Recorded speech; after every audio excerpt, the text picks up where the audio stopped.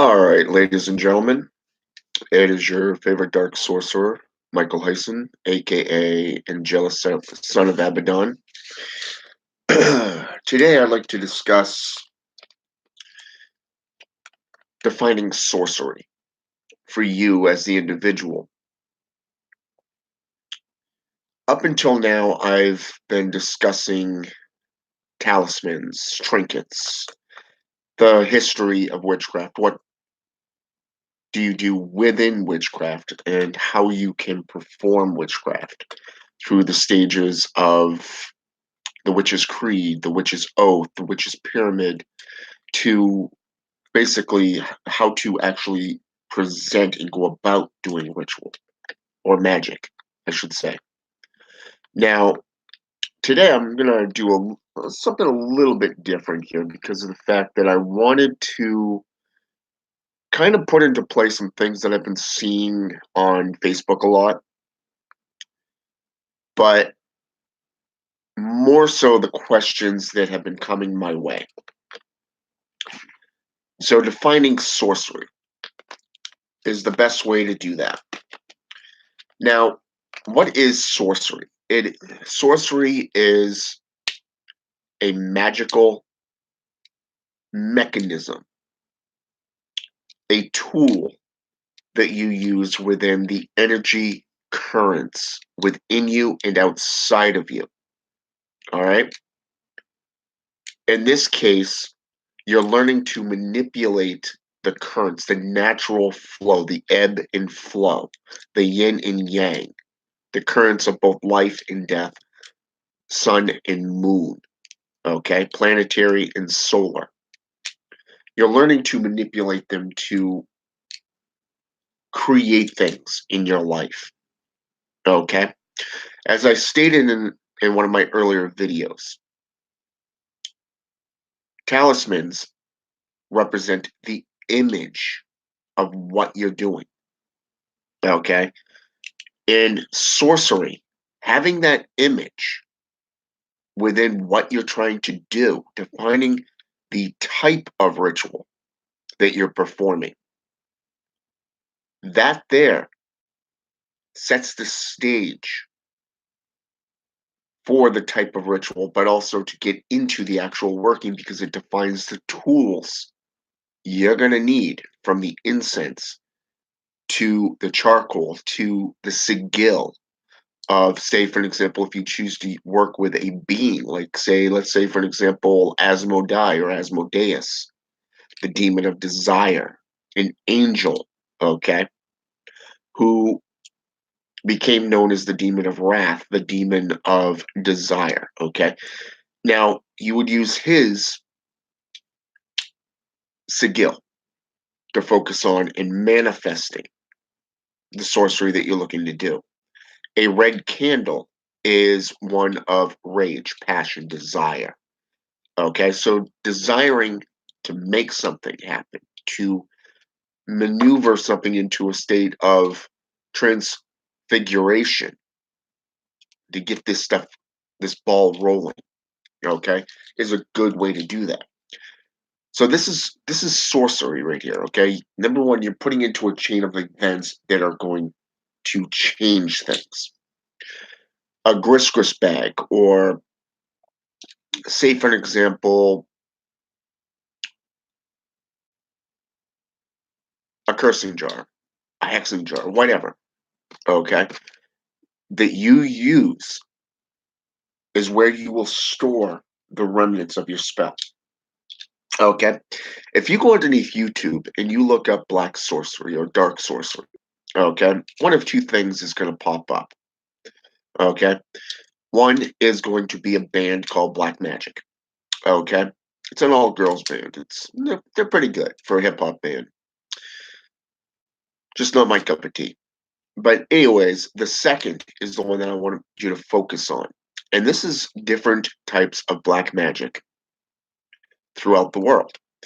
In Mexico and South America, black magic is one of those type of things that happen that the church and shamans really despise.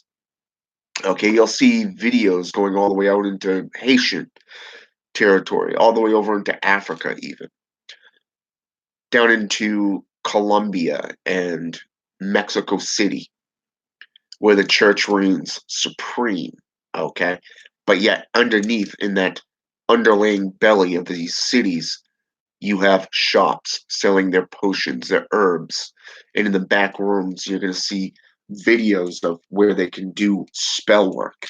Okay, but there's a couple in particular that show them going out into the wilderness, out by rock formations, finding a whole slug of hex jars of love spells or destruction rituals, compassion rituals.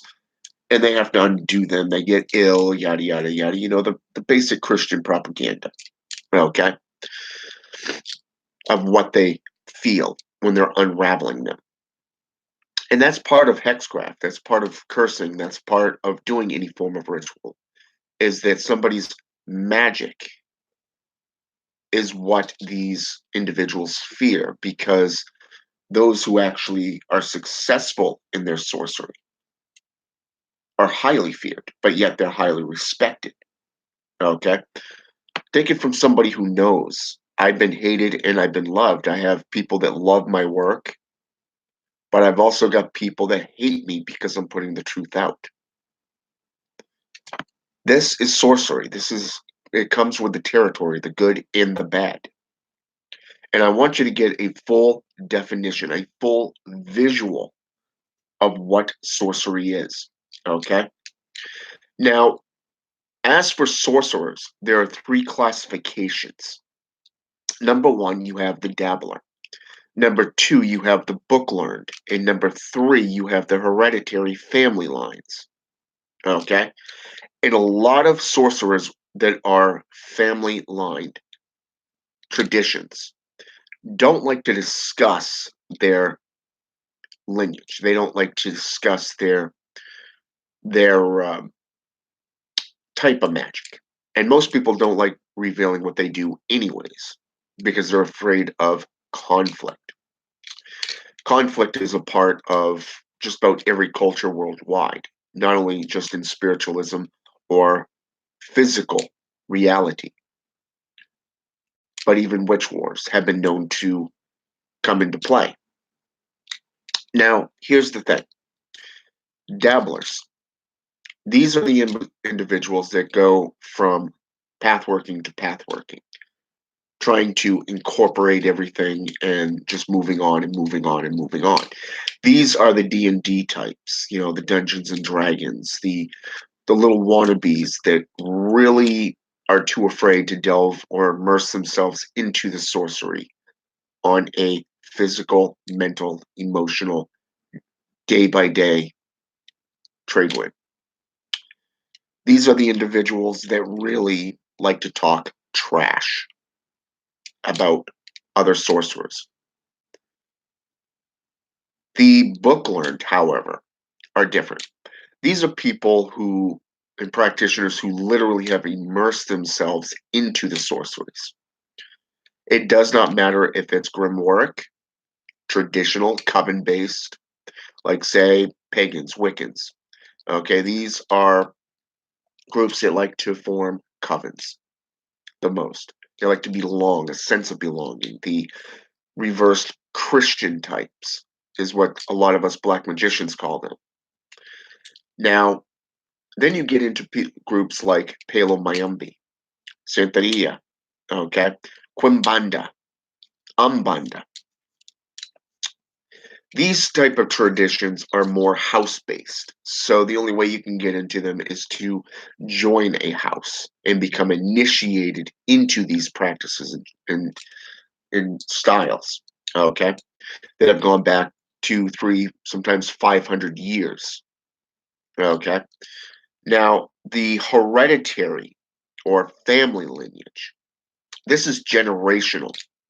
This is passed down from parent to child time and time again.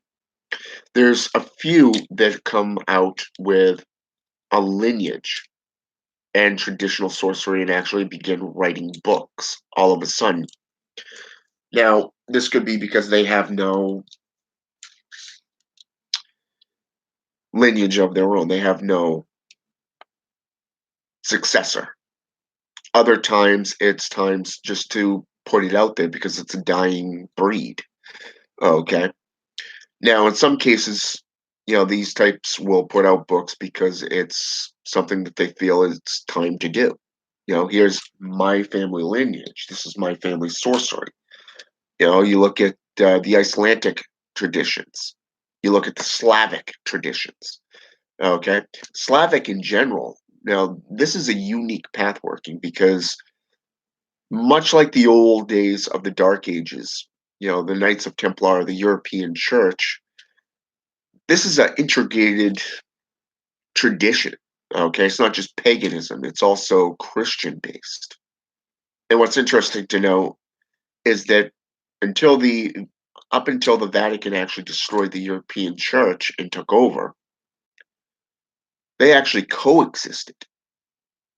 And in today's world, the only way you see this type of coexistence willingly is in Slavic and Russian traditions, where half a city is pure charlatan. The other half is heathen based, but yet they incorporate it and they get along great. Okay. This is in the same manner as looking at the African based traditions. A lot of these family lines, such as shamans, medicine men, voodoo priests, and priestesses, a lot of them come from a hereditary line. There's been reports and evidence supporting that if a child does not get baptized or brought into the voodoo line as a medium, as the Loa wishes, that child would go blind, deaf, mute, or even fall ill. Much in the same way as the myth of the Boko and the zombie powder. Okay, the zombie myth.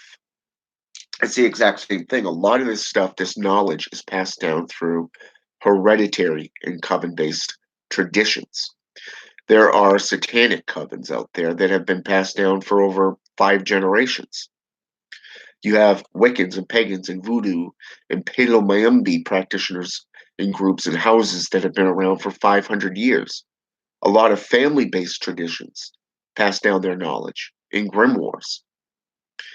And this is stuff that had been around for hundreds of years, going all the way back to ancient Gaelic, the ancient Babylonian, Sumerian, Akkadian, even Syriac, the ancient Arabic nations, the tribes.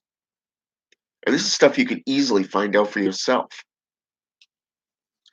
But these three types of traditions, these three types of practitioners are the ones that you most commonly see in the world today.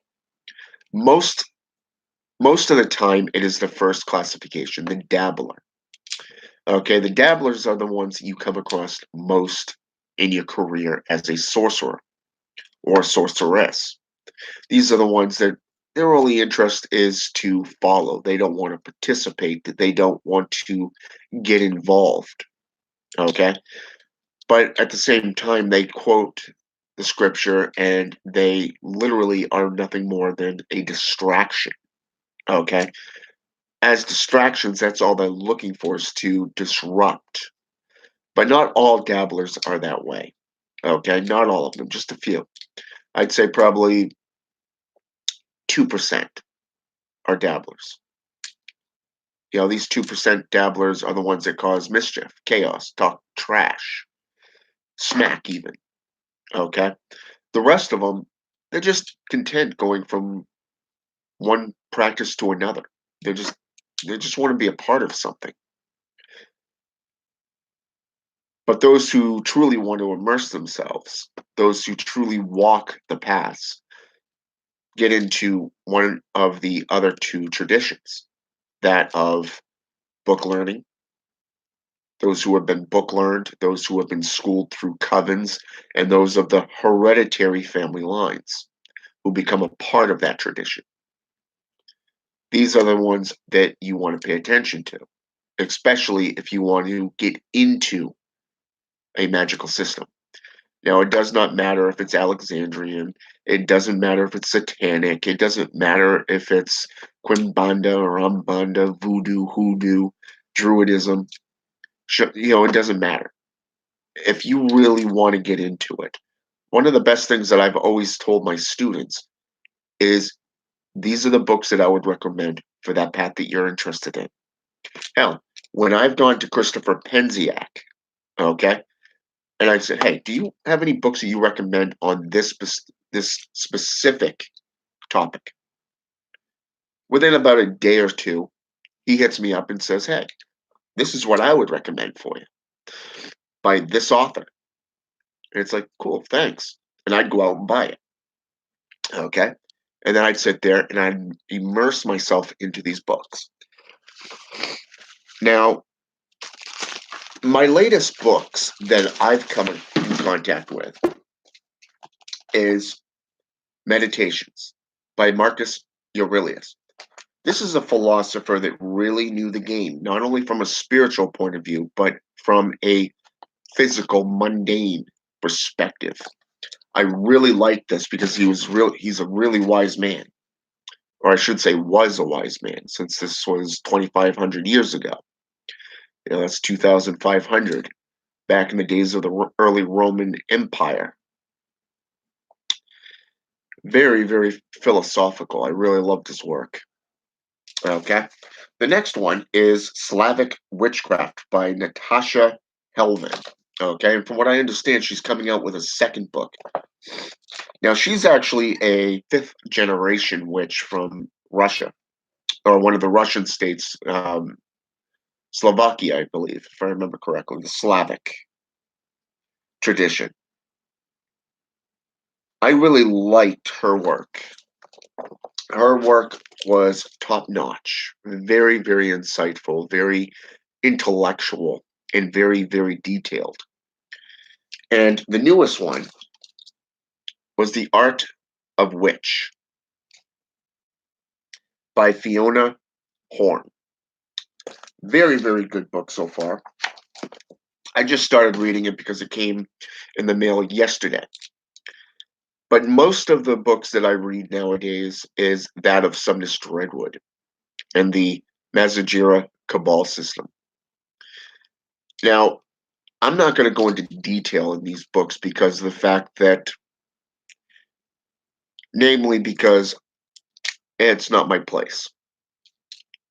But if you are interested in sorcery on a pure level and connecting to the currents, I would recommend you look up the Mazagira Cabal and go out and get the books by Sumnus Redwood and one of his brothers and friends and a good teacher of mine. This man has been very insightful, wise. Every time I've had a question, I've gone to him. Marcus is one of the best guys I know within the Cabal system. When I have a question, I go to him. Within a week's time, sometimes less, he hits me up and says, "Yeah, I'd recommend doing this." Or I'd go to Espen Cayenne, for an example. We all know who he is. He's associated with S.J. Garrett and Frank White and Dark Sorcery, run by Alfredo Martinez and D.H. Thorne.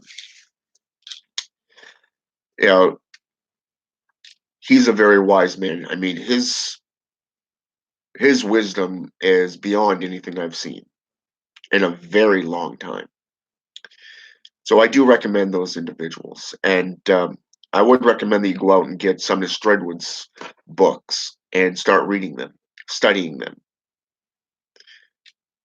But that's just me.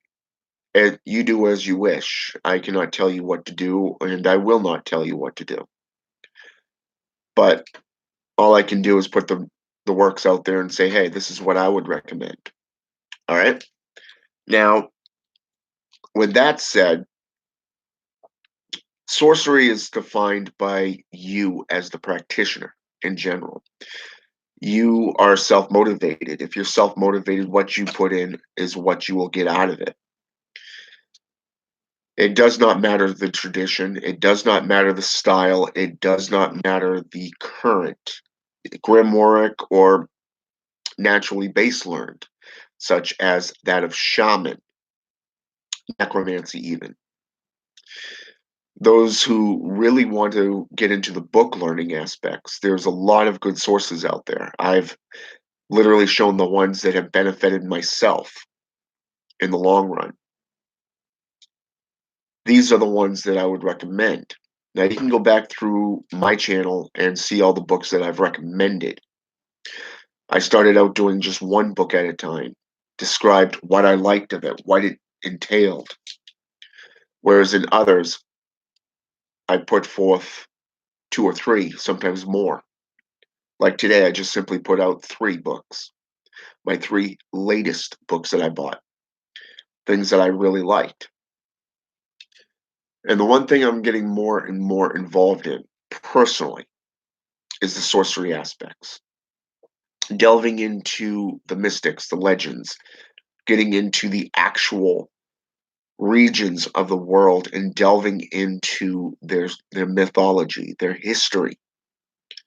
This type of thing helps you get a better grasp of the sorcery that they did, how it came to be, where it evolved from, and what it evolved from. Not just what we hear today in these watered down, corrupted texts of, well, you have to threaten a demon to have it come through. I never had to do that. It takes time to connect to their currents. It takes time to build that relationship with them. And that's a mutual beneficial thing for both. But I've never had to threaten a demon. In fact, I've never had to threaten any of the demons or beings that I've contacted. I've done it on my own free will. I've opened myself up to them and their currents. And likewise, they've replied. But keep in mind, they're not going to do everything for you. Think of it from conception of a child within a woman. Eventually, they're going to cut that umbilical cord because it's time for you to go into the world. But then they're going to teach you in baby steps each generation. And eventually, by the time you reach adulthood, guess what? You're on your own permanently. It is the exact same way with working with spirits. It's the trial and error effect. And I found that a lot of the traditions today, a lot of these groups like on Facebook, they're not interested in sorcery. They're not interested in magic. It's more of beating their own chest and looking at it as, well, guess what? It's my way or the highway. I put forth actual proof at, references of what I back up, and they've basically deleted them. But yet they'll allow photos of a mother giving birth or having given birth, talking about their work day or some other bullshit that doesn't have anything to do with sorcery or magic. These groups are more and more common. So you really have to discern what is worldly and what is spiritually. If you're more into the spiritual aspect, get connected with it. Get connected with that current. And I guarantee it, you'll see the difference. You will see a huge difference, especially once you start delving into the actual myths and legends, getting into the historical accounts, getting into the experimentation of those myths and legends, the practices themselves, and you'll go a long way. Don't be afraid to roll up your sleeves. Don't be afraid to delve into other areas that people will say is evil, vile, or destructive. Okay? Trust me on that. All right? With that said, have a good day, and I'll do another video later tonight. All right? Have a good one.